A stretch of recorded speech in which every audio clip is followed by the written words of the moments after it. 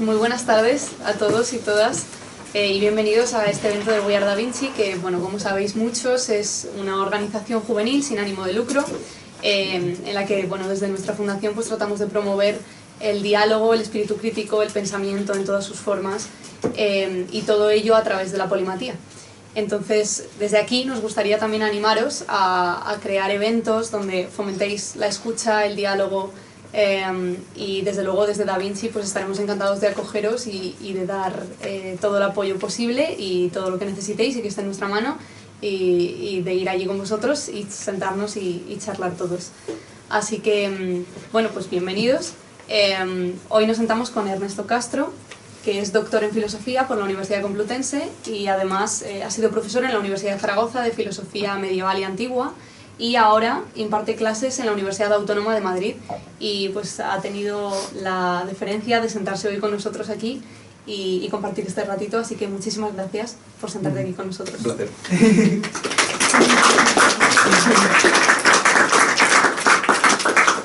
Pues yo creo que vamos a abordar el primer tema que nos tiene hoy aquí, que es el tema de las universidades, la situación que tenemos ahora, qué está ocurriendo, por qué no acaba de ser un ambiente en el que se fomente todo lo que a nosotros nos gustaría, el pensamiento, el espíritu crítico, el aprendizaje real e integral. ¿Por qué se está convirtiendo, está tomando esta tendencia un poco dispersa? Bueno, antes de nada, pues muchas gracias, Jimena, por la presentación y Laura por sus posteriores palabras. Gracias también a We Are Da Vinci. Es muy complicado hacer un panorama general así en un par de minutos de la historia de la universidad y su situación actual.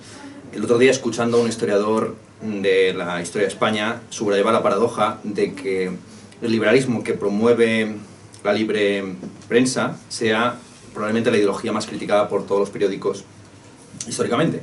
Y del mismo modo la universidad parece que nunca satisface los ideales de apertura, reflexión, investigación que ella misma se ha marcado, lo cual no es algo malo. Precisamente ahí está el pensamiento crítico, en que no nos conformemos con la universidad realmente existente, y así desde la fundación de las universidades en el medievo, pasando por la reforma de ellas en el 18, la universidad siempre se ha visto como algo insatisfactorio, mediocre, y eso forma parte quizá de la formación buena que está dando la universidad o el entorno universitario para que la gente intente pensar más allá de los saberes establecidos, de las prácticas cotidianas. Entonces la situación en la universidad contemporánea se puede parecer muy mala o muy buena dependiendo de con qué lo estemos comparando. Al fin y al cabo es una institución que tiene ya más de 10 siglos de historia. Por hacer un repaso muy rápido, la universidad surge en siglo XI-XII como una digamos, herramienta, como un brazo institucional de la Iglesia, y originalmente las universidades tienen 4 facultades, 3 superiores y una menor. La facultad menor era la de Artes o Filosofía, donde enseñaba el trivium y el quadrivium, en realidad una suerte de educación secundaria, incluso primaria, donde la gente aprendía gramática, retórica, lógica. Eso era el trivium, y el quadrivium, astronomía, aritmética, geometría y música. Y posteriormente, desde esa facultad primera, que tenía como pináculo la filosofía o la dialéctica, pues podía pasar uno a las facultades superiores, que eran Derecho, Medicina o Teología, que a veces se puede resumir con la disciplina del cuerpo, la medicina, la disciplina del alma o de Dios, la teología, y la disciplina del cuerpo político o del Espíritu Santo encarnado en la sociedad política, que es el derecho. Estas universidades se mantienen así, mal que bien, durante todo el Renacimiento y el Barroco, donde los principales investigadores, artistas, filósofos trabajan fuera de la universidad. Vosotros os bautizáis con el nombre de un polímata por excelencia que no trabaja en las universidades, Leonardo da Vinci, pero tampoco lo hace René Descartes, no lo hace Spinoza, no lo hace Hume, que salvo como bibliotecario, no lo hace Leibniz, no lo hace prácticamente nadie. A partir del siglo XVIII surgen las academias reales, la Academia de las Ciencias en París, en Londres, y acá, que son inicialmente reuniones, gente que mantiene una correspondencia sobre temas científicos y filosóficos, se van formalizando bajo patrocinio real, y también van surgiendo los gymnasium, los institutos vinculados con la reforma protestante y con la contrarreforma jesuítica, que es un intento, digamos, de ganar almas para una de las dos facciones en la contienda religiosa europea. Entonces, los jesuitas son los que establecen el sistema de cursos, el sistema de exámenes y un montón de procedimientos que parecen muy naturales en la enseñanza contemporánea, pero que no existían hasta el siglo XVI-XVII. En el 18 se produce la gran crisis de las universidades, algunos autores piensan que la universidad va a desaparecer, y ahí se produce la reforma universitaria principalmente alemana, donde los filósofos del idealismo alemán, muy seriamente Kant, cumplen un papel fundamental. Kant tiene este texto, se cumplen ahora los 300 años del nacimiento, que se llama la disputa de las facultades, donde propone una reelaboración del plan de estudios en la universidad, donde la filosofía, lejos de ser una sierva de la teología, se convierta en la madre de las ciencias, entendida como epistemología, como teoría del conocimiento que da cuenta de las condiciones de posibilidad del saber. El resto de disciplinas estudian el mundo, la filosofía estudia las ciencias. La filosofía no viene antes de la ciencia como una suerte de metafísica o especulación loca, marihuanada, de cosas que no sabemos muy bien, sino que la filosofía es una investigación crítica, es un pensamiento crítico, la crítica de razón pura, la crítica de razón práctica, es una crítica de lo realmente existente y que parte de saberes establecidos intenta establecer una sistematización. Por eso todos los doctorados, desde final del siglo XVIII hasta el presente, se llaman PhD, Philosophy Doctorate, doctorados en filosofía. La idea es que la filosofía se convierte en el pináculo del saber y se establece un sistema jerárquico de enseñanza. Los institutos, los gymnasium, no sustituyen a la universidad, sino que supeditan a ella. Y el sistema contemporáneo de la escuela primaria, secundaria y terciaria se establece a partir de entonces. La escuela secundaria venía existiendo desde el protestantismo y la contrarreforma. La escuela primaria la instituyen los estados-nación del siglo XIX como un método de fidelización nacional. Y lo que se enseña en la primaria desde siempre es la lengua nacional, la geografía nacional, la literatura nacional, la historia nacional. Por eso hay gente que sabe todos los afluentes del Miño y no sabe situar el Ganges en un mapa, ¿eh? O sabe muchísimo de, en fin, todos los dimes y diretes de Cervantes, pero no sabe cómo se escribe Goethe o cómo se pronuncia Goethe, y así. Entonces, esa es la enseñanza realmente existente, ¿bien? Una enseñanza dividida en tres fases: una primera fase nacional, estatal, que es una enseñanza como aculturación patriótica, más o menos, un patriotismo constitucional, un patriotismo de los derechos humanos, de la Unión Europea, de la humanidad sublime, de lo que sea. Una segunda capa más técnica, que es los institutos, y esto que se vendió en Humboldt y otros autores, y en Kant mismamente, pues como este espacio de la crítica, la reflexión, que es la universidad. Pero es muy complicado que la universidad, con todo este arrastre feudal que trae desde el medievo, cumpla ese papel crítico y reflexivo. La universidad puede, igual que cualquier sistema de enseñanza arreglado, enseñar lo que ya se sabe. Es más complicado descubrir lo que se desconoce. Y en el fondo, la universidad alemana lo único que hace es sintetizar dos funciones que hasta entonces estaban separadas, que era la función de enseñar lo sabido y descubrir lo desconocido. Son dos cosas completamente distintas. Alguien puede ser muy bueno investigando y muy malo divulgando o dando clase. Entonces, esa es la doble vida, si se quiere, o los dos cuerpos del rey, las dos cabezas de este cuerpo místico de la universidad, que debe al mismo tiempo descubrir lo que no se sabe y enseñar lo que se sabe. Y esta contradicción entre estas dos funciones se mantiene mal que bien durante el siglo XIX, con el modelo de la universidad investigadora alemana, donde los doctorados no tienen que hacer simplemente un trámite, sino que tienen que descubrir algo en el proceso de la elaboración de sus trabajos académicos. Con la Segunda Guerra Mundial eso se destruye por completo, entre otras cosas por la expulsión de los intelectuales judíos fuera de la universidad alemana y la creación de la Big Science, una ciencia que ya no puede ser sostenida por las universidades, sino que requiere de grandes inversiones, mismamente el proyecto Manhattan. Entonces la investigación se empieza a vincular muy estrechamente con el aparato militar, y de lo que hemos usufructuado desde entonces hasta ahora es de la aplicación civil de los descubrimientos militares de la Segunda Guerra Mundial.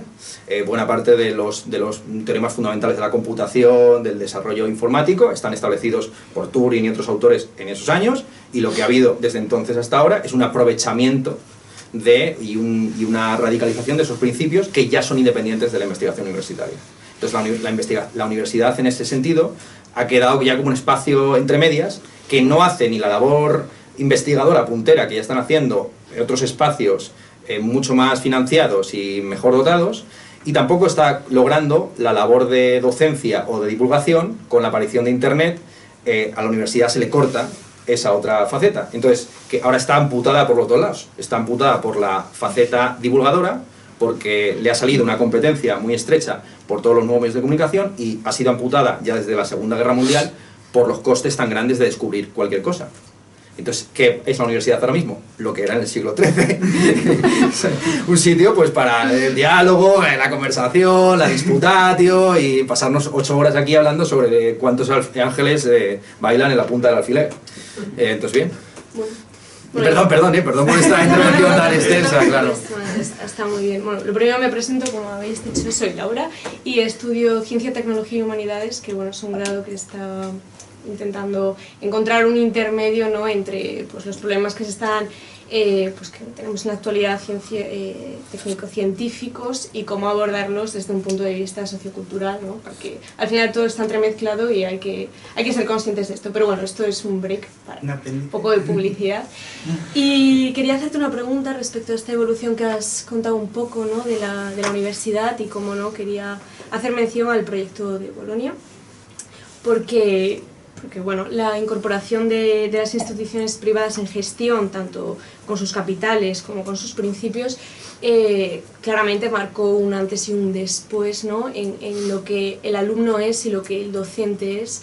El alumno como un nuevo cliente y el docente como una persona que está ahí para dar un temario, un contenido, y tampoco se le exige que pasen otras cosas, ¿no? Entonces ¿Qué cosas quieres que No, me refiero que no hace falta que se cree nada más, no hace falta que el alumno llegue más lejos, simplemente uno tiene que aprender una serie de contenidos que están establecidos, y si se llega bien y si no también, pero como que no es como esta frase de a hombros de gigantes, ¿no? No es que estemos avanzando, sino como que nos quedamos ahí en lo que se supone que se sabe, y pues ya está. Entonces, bueno, quería que me contaras un poco qué opinas de este tema. Claro, pues aquí voy a contar mi propia vida. Adelante, estamos todos para escucharte. Yo entré en la universidad en un curioso interregno en el año 2008. Salir de ella no he salido, pero la licenciatura la terminé en el 2012, se llamaba licenciatura todavía, y lo llamo interregno porque fue probablemente los 4 años más despolitizados de la Universidad Española en las últimas décadas, y sobre todo en lo que va del siglo XXI. Antes de que yo entrara a la universidad se produjo toda la lucha que se perdió contra el proyecto de integración en Bolonia, y después, justo cuando estábamos saliendo de la universidad, es cuando empezó todas las movilizaciones del 15M, que luego pues, han tenido su coda en las movilizaciones feministas, ecologistas, y las disputas sobre lo políticamente correcto, lo identitario, lo nacional, etcétera, en el Estado español.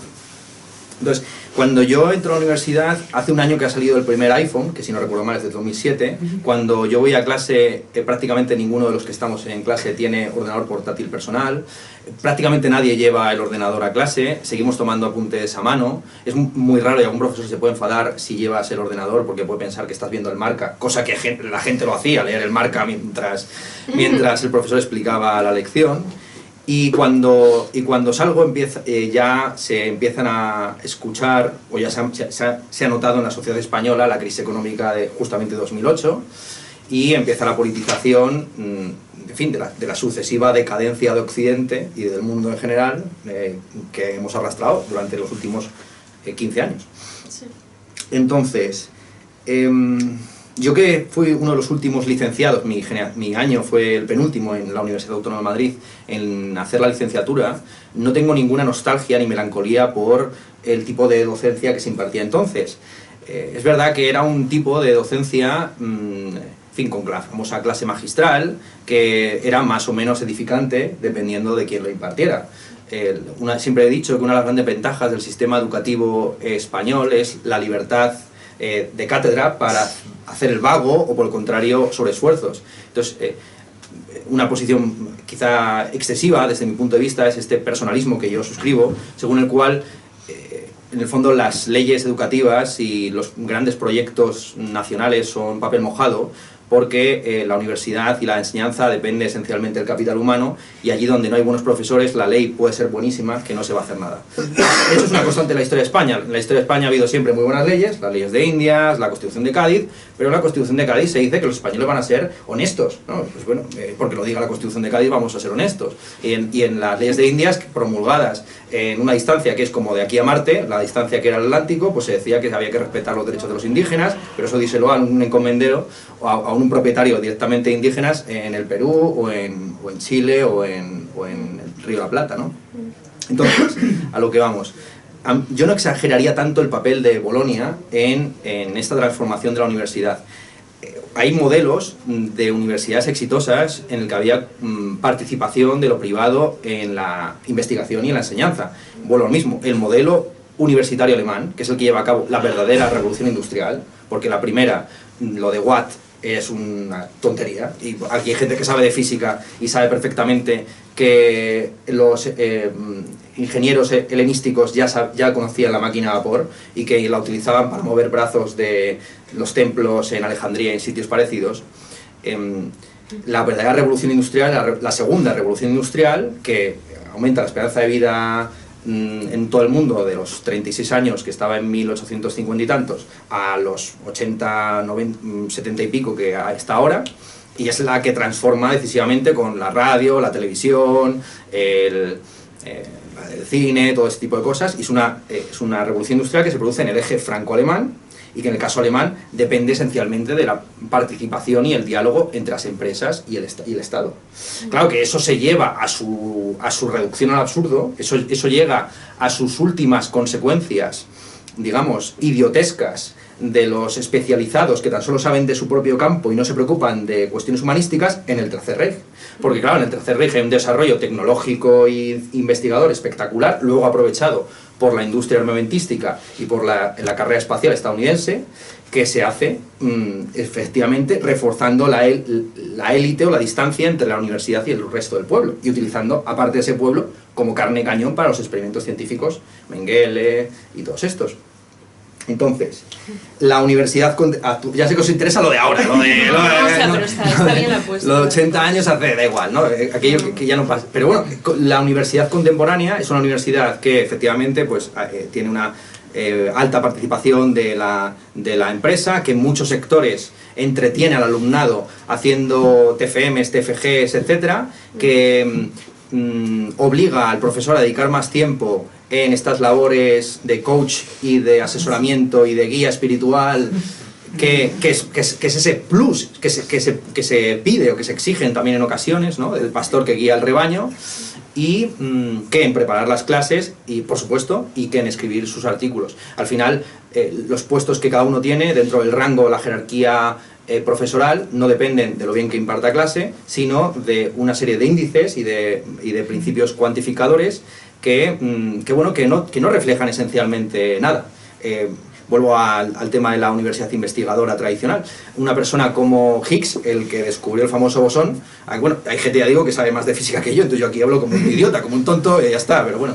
Higgs, que me corrija aquí la graduante en física, escribió 5 artículos, 6 artículos de su vida. Es un hombre que hoy día no habría pasado del grado, literalmente.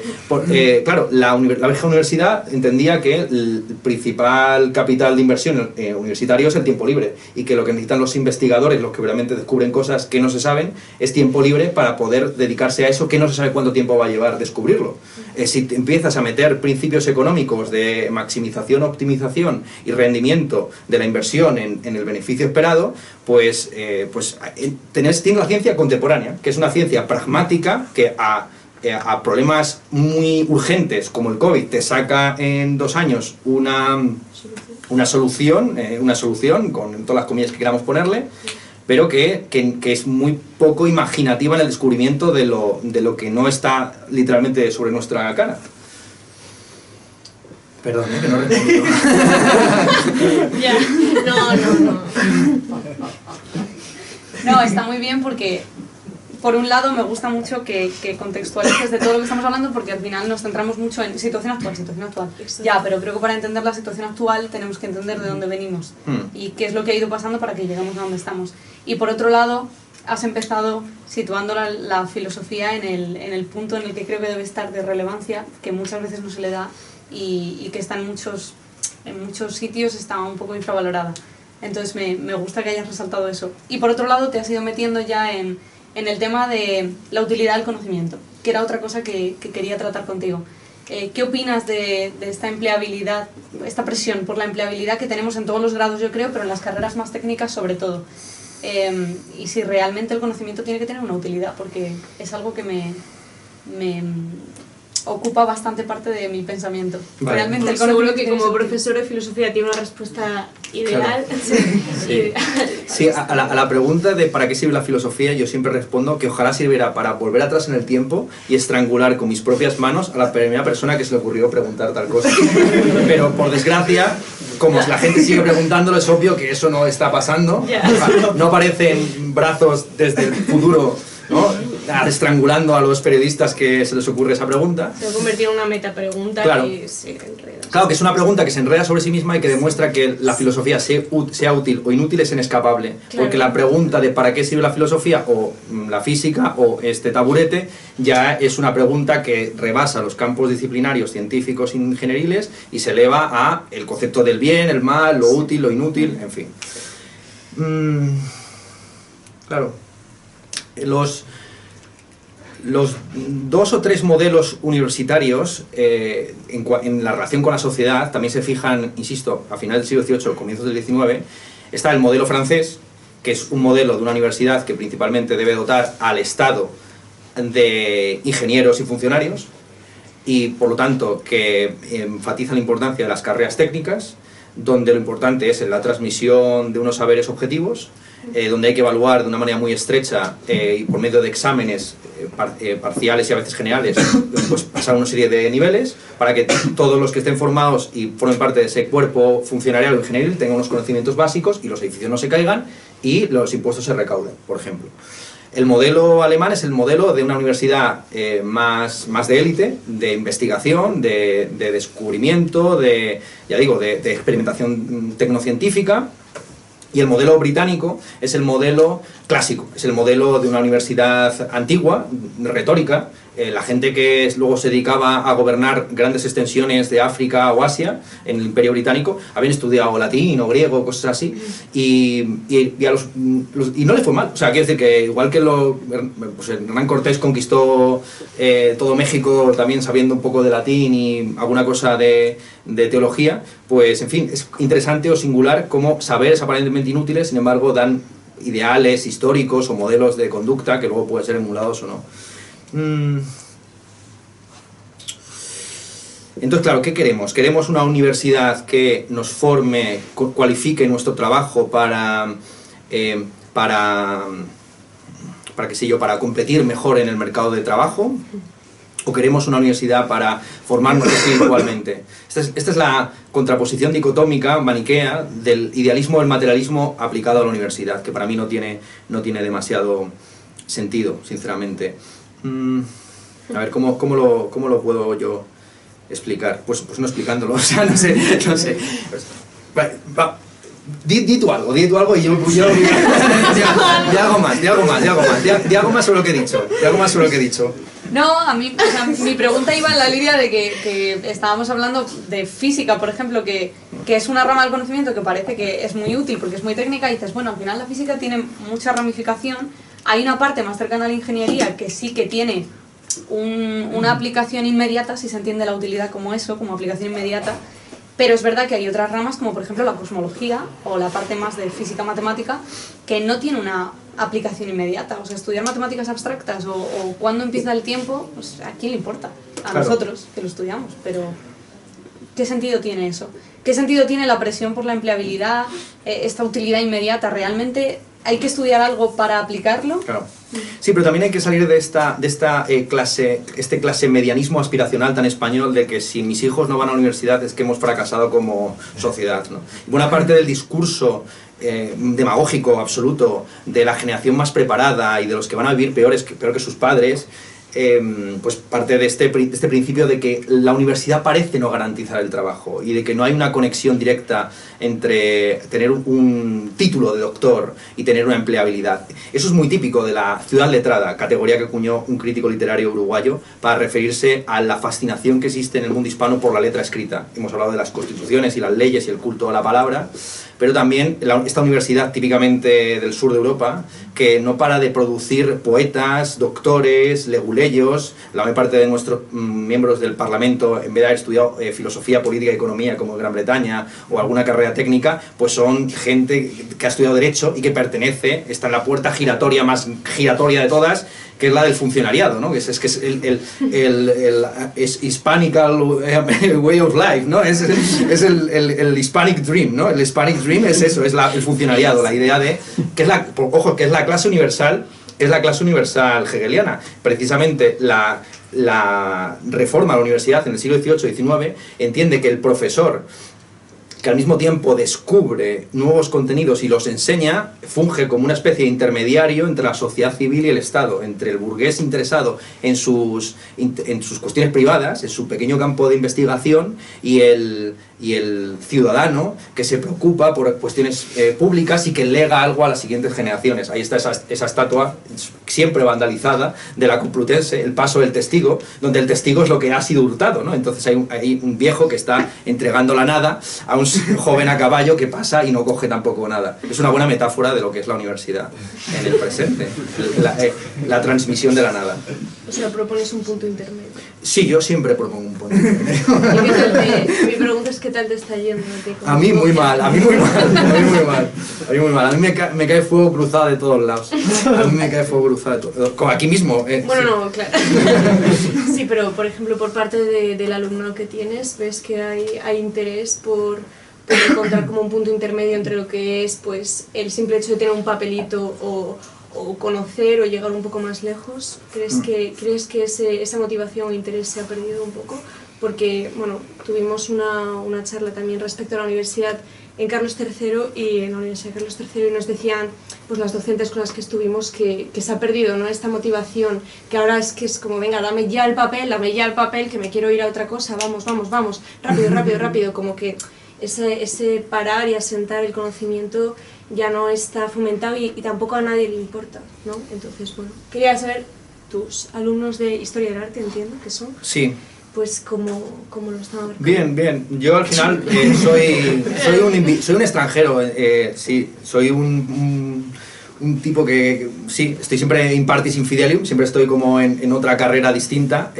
Yo cuando empecé a hablar de los temas de mi tesis, empecé primero en las facultades de arquitectura, más tarde en las facultades de filología, y tardé mucho tiempo en hablar en filosofía. Creo que de hecho nunca he hablado del tema de mi tesis en filosofía, siendo una tesis en filosofía. Y todos mis cursos de filosofía se han impartido en la carrera de Historia del Arte, y yo lo prefiero así. Siempre prefiero hablar a un público no cautivo, a un público extraño e indiferente. Es más fácil hablar a un público indiferente que a un público ultramotivado. Los estudiantes de filosofía son un coñazo. Lo siento, habrá alguno aquí que luego va a dar a la brasa y tal, y que levantará, no querrá hacer una pregunta sin un comentario. Bueno. Pues se pueden hacer preguntas, ¿vale? En cualquier momento. Claro, y también comentarios, no pasa nada. Comentarios también.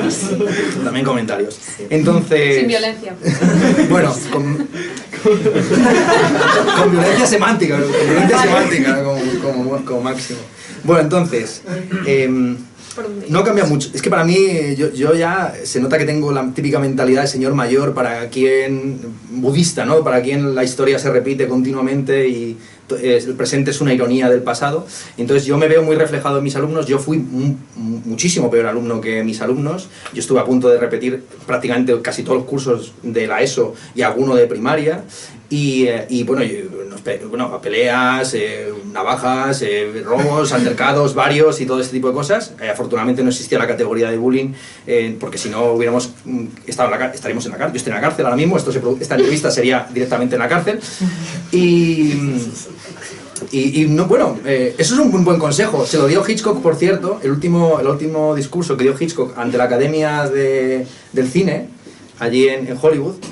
cuando le pedían un consejo a los directores de cine, él contó que su padre le había llevado de pequeño a la comisaría de policía y le había dejado media hora metido en el calabozo. Y entonces dijo, el único consejo que tengo que darles es stay out of jail. O sea, permaneced fuera de la cárcel. O sea, no hagáis nada que os lleve a la cárcel. Bueno, luego hemos visto como la mayor parte de ellos han tenido que hacer cosas que les podía llevar a la cárcel. Entonces, estudiantes motivados los ha habido siempre, pero siempre van a ser una minoría. Es normal, es de cajón que la mayor parte de la gente que esté en un sitio por razones equivocadas. El éxito es un malentendido. La mayor parte de las cosas que hacemos están dirigidas como máximo a 100, 200 personas que se parecen a nosotros, repartidas a lo largo de siglos y siglos y siglos.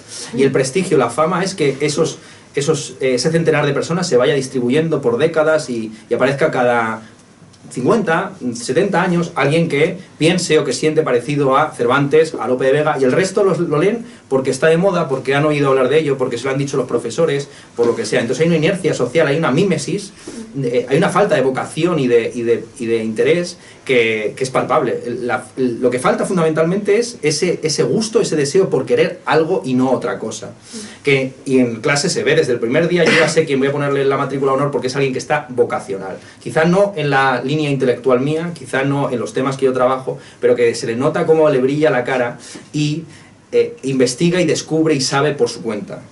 Es una persona, es curioso porque es la persona a la que está dirigido aquello que hacemos, pero es aquella persona que no necesita el trabajo que nosotros hacemos. Porque es aquella persona que aunque no estuviera en la universidad, aunque estuviéramos una guerra termonuclear, metidos en este sótano todo el rato, aquí hablando de filosofía sin parar, mientras Rusia se pelea con Dios sabe quién, pues esa gente seguiría investigando, estudiando y aprendiendo. ¿Quiénes nos necesitan? Quienes están en este término medio, que no es el pasotismo de tan solo ir a la universidad a fumar porros y jugar a las cartas, pero tampoco es el entusiasmo de ir a la biblioteca, pedir la bibliografía, preguntar, saber, inquirir, molestar, porque claro, yo era muy mal alumno desde un cierto punto de vista, porque él hacía preguntas incómodas al profesor, le refutaba, a veces llevaba los libros sobre los que hablaba y le iba citando línea por línea las cosas que estaban en desacuerdo de su exposición y cosas así. Y eso le obligaba, precisamente esa situación incómoda en la que había un cierto lijamiento por parte del alumno, obligaba al profesor a estar un poco más atento y alerta. Entonces, que hay una cierta, esto es importante, que hay una cierta distancia y una cierta tensión dialéctica y una relación de amor-odio entre el profesor y el estudiantado me parece muy bien. Porque buena parte de las malas praxis la relación discente-docente se deben a este excesivo colegueo debido a la vinculación psicoemocional del asesor, del director de TFMs, de TFGs. Entonces pasas tanto tiempo en mesas camilla con tu alumno, alumna, alumne, que empiezan a surgir cosas desagradables. Y buena parte del intento de combatir el nepotismo universitario se autorrefuta con este sistema clientelar y feudal, donde un profesor demuestra su nivel académico cuantos más siervos de la gleba tenga haciendo TFGs y TFMs para él, o tesis doctorales, hasta tal punto que vamos a decir, 70, 80, como soy de letras, puedo dar estadísticas, porcentajes así, el 110% de la investigación universitaria la realizan chavales por debajo de los 28 años, que están haciendo su tesis, su TFM, su TFG. A partir de la edad que yo tengo en adelante, la presión para dedicarte a tareas puramente logísticas y administrativas es tal que en el fondo ahora comprendo por qué mis mayores no dan un palo al agua y hace que no abran un libro años y las investigaciones las cofirman, las coautorizan, las coescriben con sus minions, que son los que hacen verdaderamente el trabajo. Pero esos están ultra motivados, pero ya digo, si es gente que está cobrando como ayudante doctor, gente que está cobrando como ayudante, como asociado en España ahora mismo, impartiendo 3 y 4 asignaturas, menos de 800 euros al mes, siendo el Estado español la principal empresa explotadora que paga por debajo del salario mínimo interprofesional en España, esa gente está ultra motivada, esa gente está ilusionada y ilusa al mismo tiempo, esa gente tiene una ilusión. Entonces, no podemos decir que no haya gente motivada, al contrario, quizás hay demasiada. Y lo que debe hacer el profesor, yo lo hago continuamente, es desmotivar a la gente. Sí. Eso se les da muy bien. ¿Sí? Sí. Bueno, estamos especializados en eso. No a todos. Has hablado al principio de que te gusta dirigirte a un público ajeno, entre comillas, a tu especialidad. ¿Qué opinas de las cámaras de eco? Que se está formando en algunas facultades, de hecho en la mayoría, de esta fragmentación absoluta del conocimiento que parece que a veces llega a un punto en el que es incluso hermético la transmisión del conocimiento en la universidad. ¿Crees que esto se está plasmando de alguna manera en la polarización que está creciente en la sociedad? Para mí la polarización es un resultado precisamente de la apertura, de que diversas cámaras de eco interactúan entre sí, se interfieren. Precisamente la polarización ocurre cuando uno está en una tribu demasiado cerrada y se enfrenta con otra tribu. Mientras no haya ese encontronazo, pues como pasaba, insisto, en algunos pueblos precolombinos, uno puede utilizar el término humano solamente para referirse a los de su tribu, sin ningún tipo de juicio despectivo hacia ningún otro pueblo que no se conozca. Como toda solidaridad es siempre una solidaridad contra alguien, pues es normal que la polarización y la radicalización y las cámaras de eco siempre se produzcan dialécticamente en espacios abiertos. Es más, los que están en verdaderas cámaras de eco no se dan cuenta de ello, porque no sienten la presión del dogma próximo, no tienen la necesidad de condenar o de expresarse en contra de un adversario fantasioso, y por ese motivo en ciertas disciplinas donde no ha habido un cierre categorial, que no son disciplinas propiamente científicas, sino técnicas o prudenciales o sapienciales, se nota mucho ese roce de las diversas cámaras de eco. A mí me hace mucha gracia cuando voy con los psicólogos, pues las guerras civiles que tienen montados entre los conductistas, pues eso, y los neurocientíficos, ¿no? Los que se dedican a las neurocosas y los que hacen la terapia que realmente funciona. Entonces, no me quiero posicionar, ¿eh? No me quiero posicionar. Entonces, y así pasa también en filosofía. O sea, la filosofía es el paradigma esto, dependiendo de qué profesor y qué hora incluso tengas a ese profesor, te va a dar un temario u otro. Y bueno, la gracia de... Y eso ahí tiene sentido este fetichismo por el libre mercado de ideas, la libre expresión. Pues ahora no sé si esto se ha mucho, pero hace justo 10 años, en el 2014, cuando empezó la campaña presidencial de Donald Trump, que ganó las elecciones 2 años después, pues empezó a crearse todo el debate sobre las guerras de campus en Estados Unidos. Ahora está el tema del sionismo y la guerra en Gaza, etc. El contexto hace 10 años era si gente que decía cosas como que los homosexuales son enfermos mentales tenían derecho a decirlo y luego ser rebatidos y refutados en la universidad, o por el contrario, la universidad no debería tolerar a los intolerantes. La típica paradoja de la intolerancia, sí. También la ciencia que se ofrece y se vende a sí misma como libertad, apertura, fuera prejuicios, es prejuiciosa contra los prejuiciosos y considera que los pseudocientíficos, los que no están en el cogollo y en el gremio, los negacionistas del holocausto, el cambio climático o el COVID, pues no deberían intervenir. Los más fundamentalistas siguen esta lógica, ¿no? No deberían intervenir en la universidad. Es más, hay gente que transida de positivismo, sostiene que ninguna doctrina intelectual que no esté basada, fundada en la ciencia o informada por la ciencia debería expresarse en la universidad, que el resto es sofística, poesía, retórica, ideología y que debería estar fuera de la universidad. Y ahí pues toda la crítica a los estudios de género, los estudios culturales y la propia filosofía, porque la filosofía en el fondo pues ¿qué es? Es la madre de todas estas mandangas. Entonces, sí, bueno, no me acordaba que era lo primero que me preguntado, pero... La fragmentación extrema. Ah, bueno, pues eso, fragmentación extrema que se debe fundamentalmente a la especialización, pero esto es algo que ya es dramático. Probablemente una de las últimas personas que pudo saber de todos los campos científicos de su época y contribuir originalmente a ellos fue Leibniz. De hecho, yo propongo que vuestra fundación se rebautice como Wir sind Leibniz, ¿no? Para que haya una coincidencia entre la lengua y el personaje, ¿no? Porque decir en inglés We are Da Vinci, no sé si Da Vinci lo entendería. Entonces, nous sommes, si quiere, porque claro, Leibniz era alemán, pero escribía en francés, ¿no? Entonces, nous sommes o Wir sind Leibniz. Leibniz es el último gran... en fin, tipo que no solamente descubre el cálculo diferencial, ofrece contribuciones filosóficas fundamentales, sino que además tiene platos de cocina, tiene recetas maravillosas, intenta proyectos diplomáticos para solventar la guerra en Europa, un montón de cosas, ¿no? Y desde entonces hasta ahora, lo que llaman en alemán la Fachidiotie, la idiocia especializada. Ser idiota es, etimológicamente hablando, ocuparte de lo idion, de lo propio. El que está tan solo preocupado por lo propio, el que tan solo le interesa en política sus propios impuestos y le da igual la guerra por aquí y por allá, y el que en el campo científico tan solo le interesa sus papers y su indexación y su anequización, pues efectivamente, pero eso es lo que se promueve, efectivamente el cierre disciplinar para que haya unos mecanismos de control, de baremación y se eliminen las malas prácticas feudales del nepotismo y del vengan los primos, los hijos, los hermanos y tal.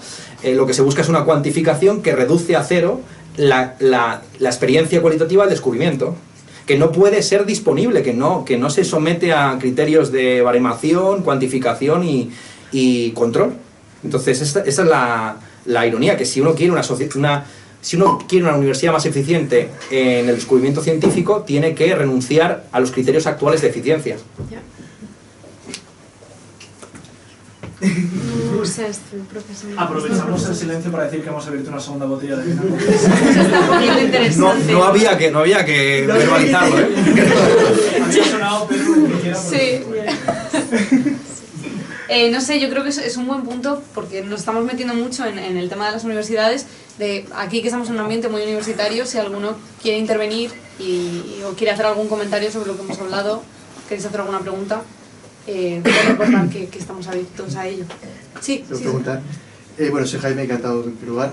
Que hacer una pregunta al resto referente a ese agón entre el profesor y alumnado, que tengáis ahí diferencia, esa distancia, pero que preguntar sobre qué pasa cuando interviene el eruditismo del profesor y la ortografía, ¿no? Cuando el profesor sea por saber, por vocación, que por más que, en cierto modo, por imposición, ¿no? Porque yo en mi caso, por ejemplo, he visto profesores de Derecho que algunos sí destacan por saber, pero otros quieren como anteponerse o imponerse al alumno, mostrando su fervor, eruditismo, la doxografía, recitando a lo mejor de memoria temas de Dworkin, por ejemplo, de parte de Descartes en el naturalismo, o por ejemplo la asimotológica de Aquino. Entonces quería preguntar un poco cómo se puede establecer esa relación, entre comillas, sana y distante entre el profesor y el alumno, porque supongo que en el grado principio es más distante, pero cuando ya vas a hacer la tesis doctoral o el TFM o el TFG, pues esa dicotomía se disuelve más en uno. Los profesores somos esencialmente papagayos, que según la propia instrucción docente debemos repetir todos los años la misma cantinela. Entonces es natural que poco a poco te vayas acordando y memorizando cosas.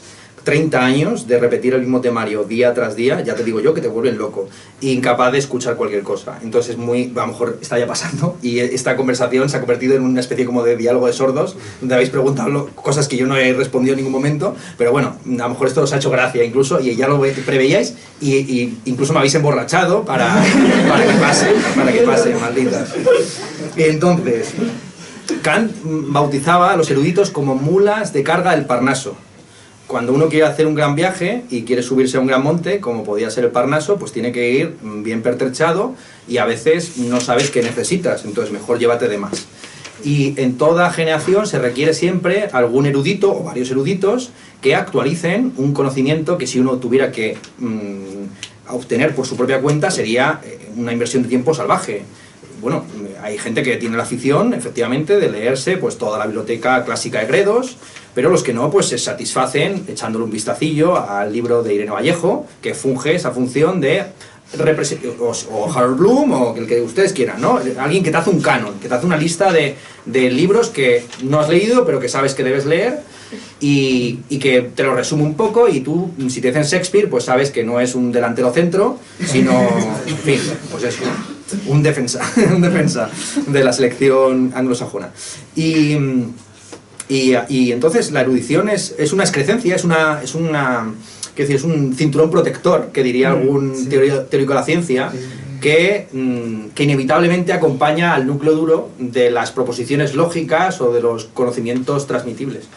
A lo que llega precisamente Platón en el Sofista, y perdón por la pedantería, es que es muy complicada la separación entre el filósofo y el sofista, es muy difícil la distinción entre la doxografía y la verdadera filosofía, porque la filosofía siempre va atravesada de algún tipo de retórica expositiva, aunque sea la retórica de la falta de adorno y de exposición. Eso también es retórica y de hecho se llama aticismo. Está la retórica asiática, que es adornarlo mucho, poner palabras muy raras y complejas, pero también hay la retórica de la simplicidad. Entonces, es inescapable la retórica y la ideología, porque también hay un posicionamiento político. Esto es muy importante. Cuando en la universidad los científicos pretenden estar al margen de todo e investigar así como el que no quiere la cosa, yo solamente me dedico a física de partículas, pero estás trabajando dentro de proyectos que luego tienen aplicaciones militares, tú eres responsable del mantenimiento del statu quo. Y no vale hacerse aquí el loco, en plan es Oppenheimer, de bueno, yo me dedico a la ciencia y luego los demás son los que tiran las bombas, no, continuamente estamos contribuyendo a un estado de la cuestión. De hecho, las movilizaciones que están produciendo en todo el mundo, sobre todo en Estados Unidos, en relación a la guerra en Gaza, tiene que ver con esto, con que al final la universidad o los centros de investigación son la base para el desarrollo armamentístico que luego permite y posibilita cosas como ¿cómo lo llaman? La cúpula de hierro de Israel, que, en fin, que les vuelve invulnerables contra cualquier presión militar exterior en sus campañas en la franja de Gaza. ¿Alguna otra pregunta? Sí. Yo tenía una pregunta acerca más de la formación profesional y de la relación de esta con la universidad. Y es, ahora empezamos a decir más que la formación profesional pues, a lo mejor está mal vista y que habría que aumentar más y que más gente fuera por formación profesional y no por universidad. Yo lo que pasa es que no acabo de ver esto claro, porque me parece que depende de si es bueno que mucha gente vaya a la universidad y hacemos de la universidad una especie de proceso culturizador y entonces pues, que todo el mundo pase por la universidad, que no lo veo necesariamente malo, pero por otra parte no sé si ese proceso de incluir a todo el mundo en la universidad hace que al final la universidad como que pierda un poco su esencia de élite intelectual y entonces pasamos a simplemente pues bueno, más parecido a lo que estamos ahora. Claro. A mí me parece profundamente elitista ese discurso, aparentemente de izquierdas, de que todo el mundo debería ir a la universidad porque la universidad es un proceso formativo fundamental y uno no puede ser ciudadano ni buena persona si no ha pasado por la universidad. Claro, yo pienso precisamente en esa generación que vivió muchísimo peor que la de sus padres, que son los niños de la guerra, que algunos de ellos no es que no fueran a la universidad, sino que ni siquiera sabían leer y escribir, que fue el caso de mis abuelos. Entonces, claro, para mi abuelo paterno, que estuvo pastoreando ovejas en Jaén, en la provincia, en la frontera entre Jaén y Córdoba, con 6 años, que le digan a él que no es buena persona o que no está formada o que no puede participar en el diálogo público, sino porque no sabe precisamente todas estas erudiciones del Parnaso, pues es un insulto elitista del copón bendito. Está bien, pero no es absolutamente necesario. De hecho, se debe reivindicar la no necesidad, el gusto por el que vamos a aprender a este espacio de ocio. No hace falta que recuerde la etimología de escolar, que viene de escolé, que en griego significa ocio, ¿no? Aquello que no hacemos por necesidad, sino por placer. Entonces, esto es lo fundamental. Entonces, la formación profesional suele estar bastante...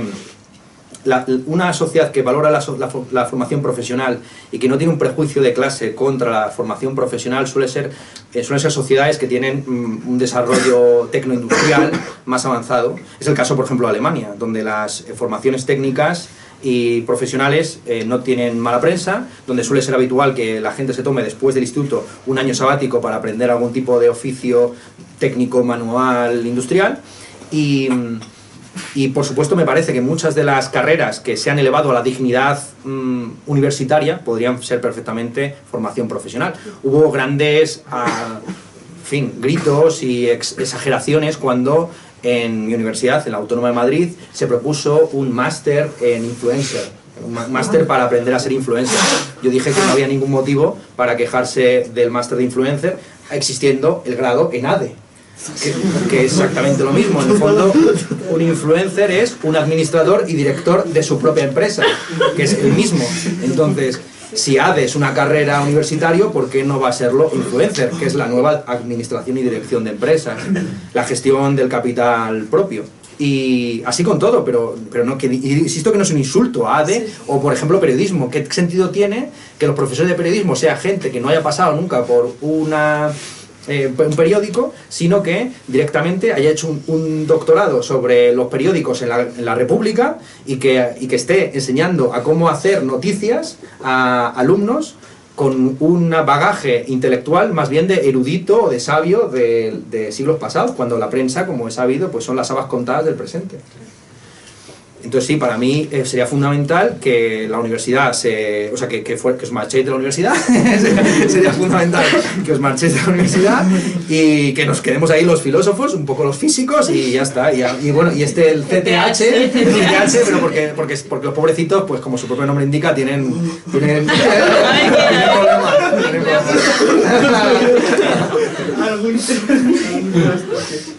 No acabamos de ubicarnos. A ver, ¿alguna otra pregunta? Sí. Ernesto, has hablado antes que ha habido en España siempre un gusto mucho por lo escrito y que por mucho que renovemos leyes educativas, que la falta es de capital humano y que a nivel docente que el problema no es tanto en vamos a meter Bolonia, vamos a remodelar, sino que hay una falta de capital humano y que por mucho que haya una ley no hay avance, ¿no? Mi pregunta es de nuevo por la contemporaneidad, o sea, ¿qué crees que entonces es lo que tenemos que hacer, ¿no? Movilización social, pero ¿cuál es tu idea de transformar el capital humano si no es a través de lo legislativo? Un poco hacia dónde vamos, qué hacemos, qué podemos hacer. Mira toda la gente que tienes aquí. A ver qué dices. Guíanos, seguiremos.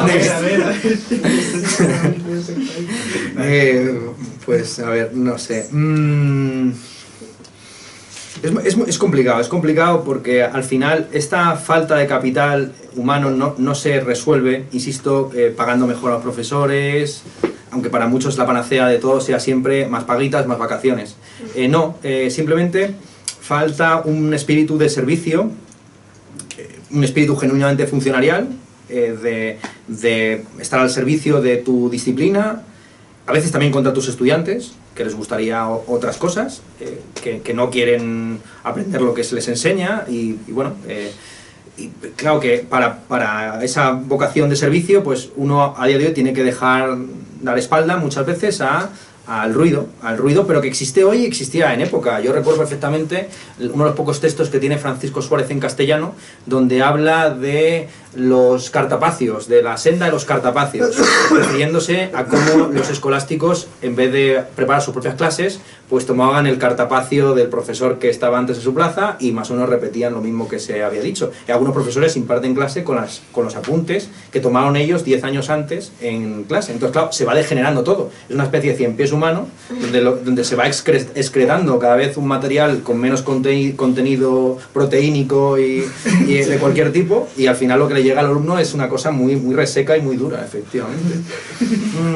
No, ese problema, o sea, hay muchas cosas que se pueden resolver, ¿no? Y que al final, desde luego, desde la base estudiantil, quiero decir, se pueden cambiar.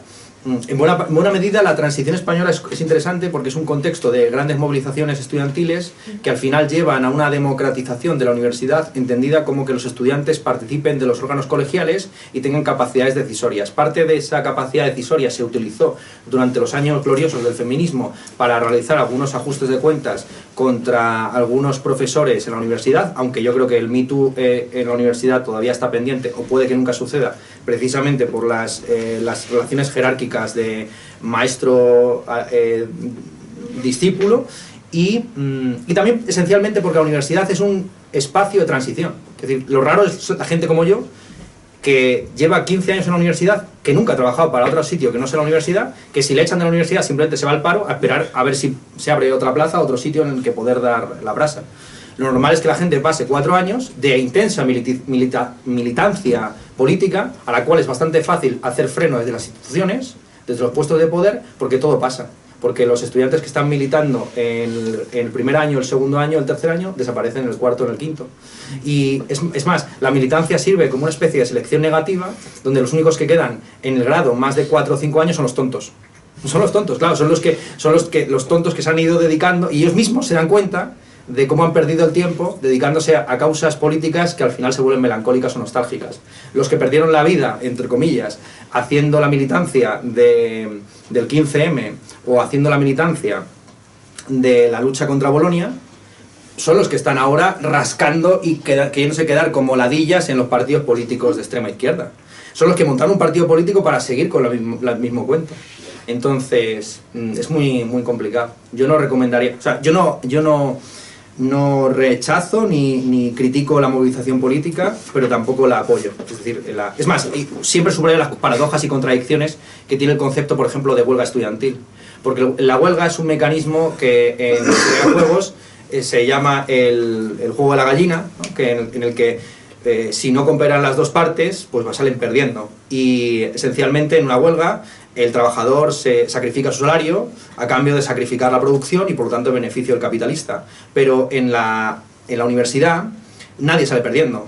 La universidad ya ha cobrado las tasas, se financia si no con impuestos, y los únicos que salen los profesores están encantados de que haya huelga. ¡Venga, la huelga, la huelga! Y me quedo en casa tranquilamente, más vacaciones, más puente. Los sacrificados, los que sacrificados por sí mismos son los estudiantes. Bueno, sacrificados que también le están encantados de la huelga, la huelga. Entonces, la huelga es un ideal, es un óptimo de Pareto, que se dice, ¿no? Es maravilloso, es paretismo, es más que óptimo de Pareto. A todo el mundo le encanta la huelga estudiantil, pero no hay chantaje real. Justamente con el 15M yo recuerdo haberle exigido a mis profesores que no firmaran las actas. Y desde entonces he sostenido y sostengo que el único día que vamos a trabajar los profesores de verdad es el día que firmamos las actas. Porque si no se firman las actas, el sistema de promoción, el sistema de los cursos se bloquea. No pueden, los de segundo no pasan a tercero, los de tercero no pasan a cuarto, los de bachillerato no ingresan, la universidad colapsa. Pero claro, atrévete tú a ser el tonto que no firma las actas. Claro. Es el único día que se trabaja. Es el único día en el que uno puede hacer algo que le quita esa ruedecita a la universidad colapsa. Pues proponedlo, pero ya veréis lo mismo que pasó entonces hace ya más de 10 años, pasaría ahora. Que si ustedes quieren hacer una huelga tochísima por Gaza o por Ucrania o por Murcia, pues les va a pasar eso que los profesores van a decir: no seáis tontos, lo sacrifiquéis vosotros. ¿Por quién? ¿Por quién? Yo tenía una pregunta, bueno, va a parecer que me voy a salir un poco del tema, ¿no? Pero creo que no. Venga. Sí, bueno, quería preguntarte a ti sobre todo qué entiendes tú sobre el tema de la autenticidad y de la identidad, sobre todo en estos tiempos. Porque creo que esta pregunta va de la mano de lo que te comentaba ella, ¿no? ¿Cuál es la función de las universidades y sobre todo de las humanidades? Porque creo que las humanidades, a mi modo de entenderlas, es precisamente ese elemento potenciador de la creatividad que hace que accedamos precisamente a lo no dicho, a un acercamiento a lo desconocido. Y creo que en ese sentido pues toca de alguna manera la naturaleza tal como lo entiendes tú, ¿no? Ese momento que la naturaleza da, la natura naturante en su manifestación de dar posibilidades, ¿no? Tal y como se manifiestan en los géneros. Y en ese sentido creo que las humanidades nos ayudan a acceder a ese momento en que la naturaleza genera nuevas posibilidades, ¿no? Y en ese sentido creo que hay algo antropológico metido ahí, y en ese sentido quería preguntarte qué tienes tú en función de tu sistema, cómo entiendes el ser humano, pues. Joder, bueno, aquí como se ve, esto está pagado, esta pregunta la he pagado yo y la he escrito yo incluso. No, es que tengo aquí la respuesta también redactada. Es una pregunta muy inspirada, sobre todo los autores que estoy trabajando ahorita. Sí. Bueno, yo a lo que iría es también a cuestionar la categoría de humanidades. Bueno, en el fondo la gran apuesta, yo creo, de vuestra organización, que Cerebro, es pues este intento de saltar la demarcación entre naturaleza y cultura, entre lo real y lo artificial, entre las humanidades y las ciencias, ¿no? Las ciencias se ocuparían de lo positivo y las humanidades, pues bueno, le daría como una especie de rebozo, sería como el sábado o el domingo, ¿no? En el que pues el burgués deja sus trabajos y reza un poquito a Dios, o se va de paseo, y entonces, o van la gente que va a la Fundación Juan Marc, o entra a un museo, cosas así, ¿no? Pues no, obviamente está todo mucho más entremezclado, y la filosofía precisamente no es una disciplina humanística, sino que siempre se ha jugado a las dos bazas, o ha estado entre medias. Y buena parte de mi propuesta filosófica va de saltarse, por supuesto, esa demarcación y entender, también esto es importante, que existe la creatividad y la originalidad y la espontaneidad en muchos campos que nos parecen cerriles y cerrados, como el caso científico, ¿no? Donde pues se ha señalado mucho, quizás se ha exagerado mucho en los últimos tiempos por la importancia del descubrimiento genial o de la generalización de los resultados, en fin. No voy a entrar en el naturalismo genérico, que si no esto se vuelve muy aburrido. ¿Alguna otra pregunta? Sí. Te quería preguntar, con la nueva miríada de posibilidades que nos da Internet, ¿no crees que la universidad podría democratizarse en cómo enseña y cómo imparte el temario a los alumnos? Quizás sobre todo la pública, que puede aprovecharse de estas nuevas redes para una producción de contenido más libre y de una entrada más económica. No.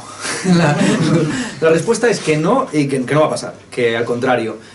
Cuando yo empecé a grabar mis vídeos, allá por 2015, fue a el puesto donde supuestamente deberían asesorarme sobre este tema, y me dijeron: es la primera persona que vienes aquí a preguntarnos por esto, anchas Castilla, adelante, haz lo que te dé la gana. Le fui a preguntar, en fin, si esto que grababa, de quién era propiedad, si era propiedad de la universidad, si era mío, si era de los alumnos, y me dijeron que ni idea, que hiciera lo que me diera la gana, con mi capa un sayo. Llegó el COVID y entonces de repente todos nos convertimos en youtubers por un día, o por un mes, o por un año, y hubo que ponerse las pilas al respecto. Y el regreso a la docencia presencial se realizó precisamente por medio de la destrucción creativa o nada creativa de todos los mecanismos que se habían implementado antes. Precisamente por una cuestión de control. Está muy explicado por muchos historiadores económicos cómo la fábrica no aumenta el nivel de productividad del trabajo comparado con los viejos gremios o con el trabajo doméstico. Lo que permite es controlar de una manera mucho más precisa cuánto tiempo se trabaja y en qué se trabaja y cómo se trabaja, y sobre todo es un mecanismo de dominio y de control. La universidad entendida como campus, como espacio al que uno va y se mete en un espacio cuadriculado con sillas bajitas y el profesor sobre una tarima, es un espacio principalmente de dominio y de control, y entonces en el momento post-covidiano lo que se hizo fue destruir cualquier posibilidad no de democratización sino de divulgación o publicitación de la universidad por los problemas que eso generaba de absentismo. Entonces, claro, muchos profesores, cuando llegaban puentes como este, decían: el viernes no damos clase presencial, sino cada uno desde su casa, lo hacemos por Teams o por Zoom. Y la universidad, que solamente le quedan dos grandes asaderas de los intereses materiales, que son la presencialidad y el papelito, pues dijo: si no hay presencialidad, no hay papelito. Ya está. Y así de sencillo. Entonces se ha habido hay una reterritorialización, para los que les guste inglés, hay una reterritorialización de las universidades que han tirado marcha atrás en todo el asunto de la digitalización. Que no lo entiendo como una democratización, porque yo no consigo que sea democrático que los contenidos estén en plataformas privadas que tributan Dios sabe dónde y que utilizan esos beneficios para hacer lo que quieran hacer. No me parecen plataformas como las redes sociales no me parecen precisamente democráticas, en el sentido tradicional de democracia, porque no se toma ninguna decisión. Lo que hay es un barullo, hay cámaras de eco, hay tormentas en copas y cosas así, pero ya te digo yo que eso no va a pasar, que no va a pasar, o por lo menos a corto plazo no va a pasar. De hecho es muy singular, pero prácticamente en el campo de la filosofía española está mi canal como canal de grabar las clases, subirlas, y desde hace unos pocos meses ni siquiera, porque efectivamente en este contexto de reterritorialización lo que nunca me había pasado me empezó a pasar, que es que los miembros de otros departamentos empezaron a poner quejas de que Ernesto estaba grabando las clases y hay una ley ahí oculta del año 1754 que impide que se pueda grabar en las clases porque eso es propiedad de la universidad, etc.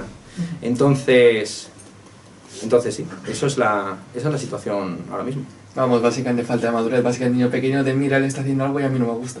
Sí, bueno, también hay no voy a entrar en un montón de detalles que serían muy absurdos de contar, casi Game of Thrones, una cosa entre Succession y Game of Thrones, ¿vale? De peleas entre generaciones, departamentos y todo como dos ratas por el churro, literalmente. En relación a que yo esté grabando o no grabando mis clases. Pero lo que es obvio, y me han señalado con ironía algunos profesores, es que si yo, en vez de hacerlo con mi dinero, con mi tiempo, con mi cámara, en mi canal, gratis et amore, lo hiciera con fondos financiados por la Fundación Tatiana Pérez de Guzmán, la Unión Europea, el Círculo de Bellas Artes, hicieran MOOCs subidos al canal de YouTube de la Universidad Autónoma de Madrid con 50 reproducciones, yo sería un profesor modélico, pionero, y me elevarían a los altares y me pondrían medallas al buen trabajo. Pero como no, como lo hago por mi cuenta, como no pido permiso, sino que en todo caso pido perdón, pues me toca pedir perdón. Me toca pedir perdón. Bueno, vamos a hacer un par de preguntas más y luego intentamos refocar un poco el tema. Bueno, por allí... Si queréis hacemos una rondita y luego yo, sí. Sí. Una ronda de intervenciones, sí. Bueno, por allí atrás que vale. Un rato... Vale, pues usted antes ha dicho que la mayoría de la gente está en el sitio equivocado. Y a mí me ha chocado un poco porque lo ha dicho un poco así de, bueno, así es, la mayoría de la gente pues está en el sitio equivocado. Y pues no sé, o sea, ya a mí personalmente me gustaría creer que es posible que más gente esté en su sitio, un sitio más o mejor adecuado. Pues me gustaría pensar eso y pues me gustaría saber qué es su opinión, cómo podríamos lograrlo, o simplemente es así, que hay gente que tiene más interés, más vocación y es así, o sea, un poco como que nos estamos guiando cada uno... Yo lo he entendido la pregunta, no hace falta reformularla así. Vale, por si nadie ha oído. Bueno, vale, que lo habéis oído. Vale, ¿lo habéis oído? Adelante. No, había otra, vamos a hacer varias y respondo a... Sí. Porque había varias, sí.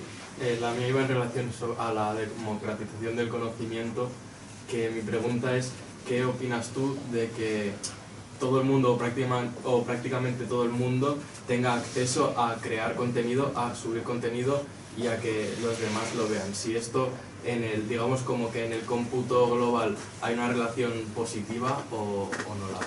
Vale. ¿Y por aquí?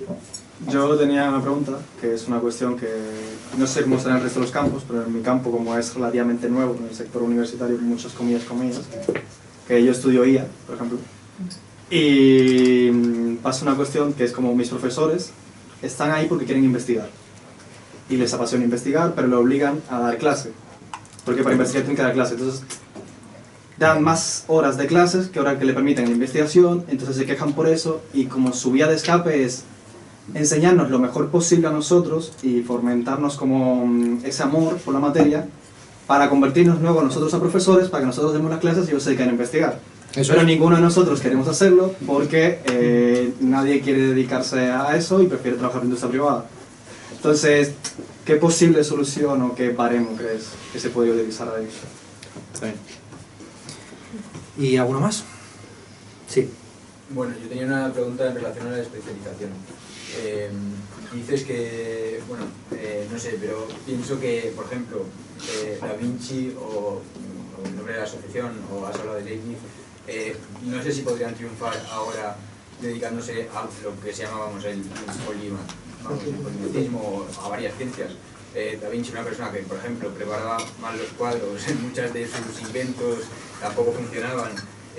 ¿Sería posible incluso que eso corre de parte de la universidad o tiene que correr de manera independiente por parte del alumnado o no sé? Vale. Estos autores a los que nos referimos son los golfos. Da Vinci, Leibniz, Caravaggio, sobre el cual se ha hecho hace poco esta serie de Ripley, basada en unas novelas de thriller, pero que toma la figura, ¿no?, de este pintor que, como es sabido, dedicó la mayor parte de su vida a huir de una mafia que quería vengar un asesinato que él había cometido.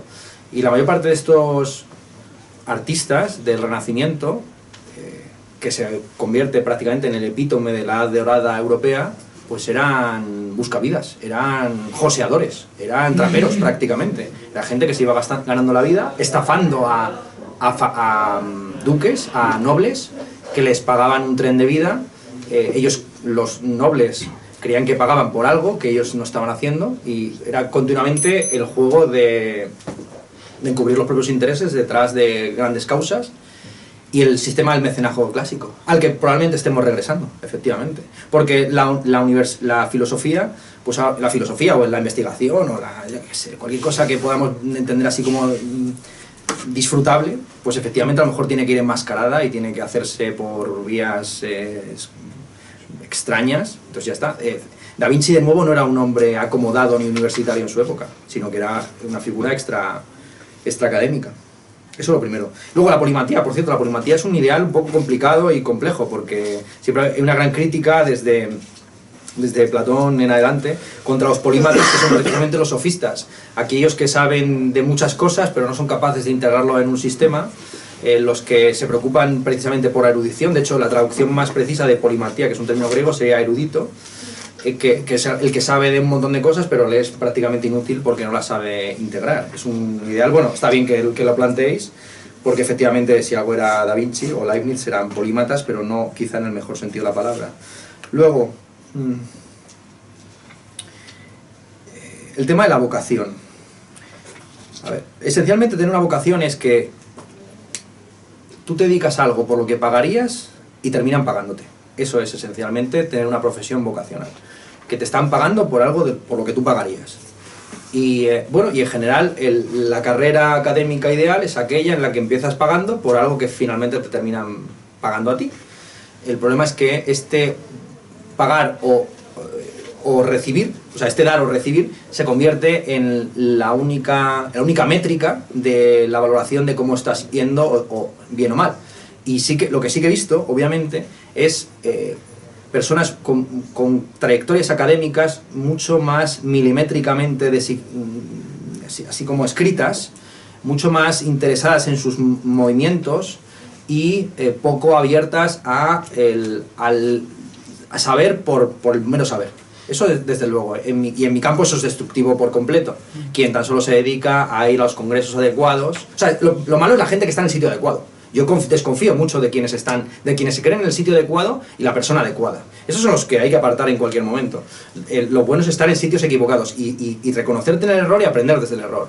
Lo otro, ya digo, no me convence. Y ya digo, la persona vocacional es aquella que, aun estando en el sitio equivocado, sabe abrirse camino hacia lo que quiere. Lo que yo entendí como ya absurdo, lo que yo he entendido como absurdo totalmente, es militar por una vida propia que no tendrás, ¿no? Es decir, sacrificar tu vida, por lo menos se puede ver como una visión muy individualista, pero yo no pretendo dedicarme a una militancia Greta Thunbergiana por una vida que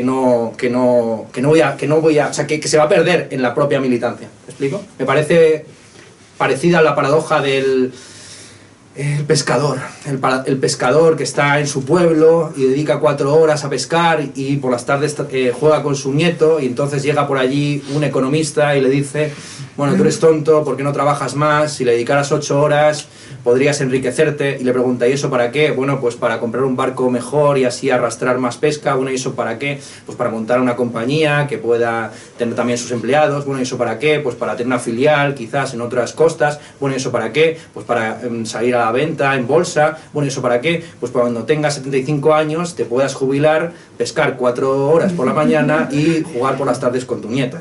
Entonces, buena parte de la universidad soñada ya está ahí. O sea, yo doy las clases que quiero. Me toca pedir muchas disculpas, me toca hacerlo a escondidas en un canal de 150.000 suscriptores, pero eso es a escondidas, realmente, es a escondidas, porque no está en el sistema de la visibilización y de lo que se entiende como importante o valioso por parte de los que están a mi alrededor. Entonces lo entienden como inofensivo, hasta que deja de ser inofensivo, porque ellos se meten en el... O sea, es a partir de que la universidad se mete en mi campo que empieza a ser peligroso para mí hacer bien mi trabajo. ¿Me explico? Pero para hacer yo bien mi trabajo tengo que atentar contra mi profesión. Y eso lo llevo haciendo desde que empecé a estudiar. Desde que descubrí mi vocación literaria y luego más tarde filosófica en el bachillerato, continuamente lo que estaba haciendo es leyendo los libros que mis profesores nunca me recomendaron, incluso en las clases en los que ellos están explicando otra cosa. Y entonces ya está. Yo siempre estaba, ojalá la gente esté en sitios adecuados. Yo, como siempre he estado en el sitio equivocado, pues no sé lo que es eso. Bueno, no tenemos mucho. Sí, pues ya está, ¿no? Vale, sí, ya está. Yo creo que por lo demás está. Vamos, bueno, a hacer un recap final. Sí, yo creo que podemos cerrar. No sé si quieres tomar la palabra. Yo creo que tenéis ya que vosotras tirar, hacer a dúo un cierre coral. Pues si quieres, Laura. Bueno, pues no, yo simplemente decir que me ha gustado mucho lo que nos has comentado, pero que, no sé, me dejas un poco así suspendida en el aire, como que no tenemos mucho, no, como que no tenemos mucho movimiento, que si lo tenemos es a escondidas, ¿no? Y jolín, me asusta un poco pensar eso, porque si estamos aquí todos es porque queremos cambiar y queremos algo un poco mejor para todos, o sea, queremos aprender, queremos conocer, queremos investigar, profundizar, llegar a algún lado, no sé a dónde, pero llegar. Entonces, claro, joder, que me vengas aquí y me digas que lo están ahí haciendo... El momento de la queja, el momento de la violencia semántica, ¿eh? ¡Ojo! No, pero me gusta porque claro, es realista, lo que nos estás diciendo es realista. Para mí un principio fundamental que digo siempre a mis alumnos es que las piedras no estudian por ellos, que el ideal académico contemporáneo es estar todo el día de vacaciones y de viajes y de estancias, pero que las piedras de Oxford no estudian por ellos, que lo vieja que sea su universidad, lo alta que esté en el ranking, no les va a hacer que aprendan por osmosis espontánea del entorno. Entonces, que los libros están en las bibliotecas y hay que abrir por la primera página y seguir por la segunda y la tercera. Y que ya sé que hay ciertos campos en los que no es tan fácil como lo mío, porque lo mío es todo muy barato y muy gratis y así como gratuito, de leer, escribir y poco más, y hablar. Y sé que hay gente que tiene que acelerar partículas y cosas así más costosas, pero eso, hija mía, ya sabes, o sea, si hay que acelerar partículas, te tienes que ir con quien paga el acelerador de partículas, no queda otra. Sí, yo me quedo con la última parte, que al final has dicho que das las clases que quieres y que parte de la universidad soñada ya está en la universidad. O sea, que simplemente hay que saber encontrarla o hay que saber buscarla y aprovechar los recursos que tenemos. Y además me gusta que digas que ha habido ciertos estudiantes, o sea, que dices, al final los estudiantes destacables terminarían dedicándose a lo que quieren, aunque estuviésemos aquí o estuviésemos en un búnker, y seguirían estudiando y fomentando su creatividad y su ilusión. Así que me quedo con ese mensaje que creo que resume muy bien la esencia de la asociación. Sí. Pues muchísimas gracias, Ernesto. Gracias a todos. Y muchísimas gracias.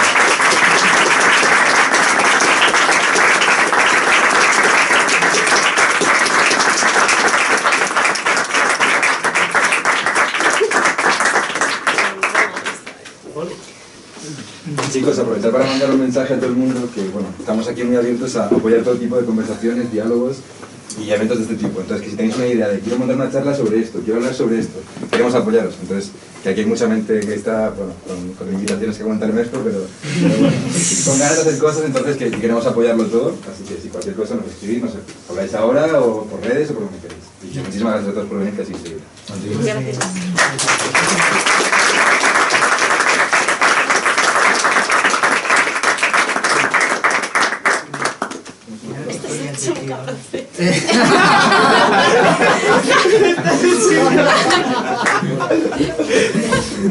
Si sabes cómo me pongo, ¿para qué me invitas?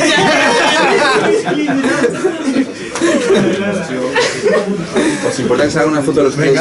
¿De qué? ¿Sentados? ¿No? De rodillas. Ponte ahí encima de la mesa. Ay, qué bueno. Bueno, a ver, sí, está, hay mierda de parpadeo. No, pero no. Pues qué guay. Sí, ya ves que vas a tope.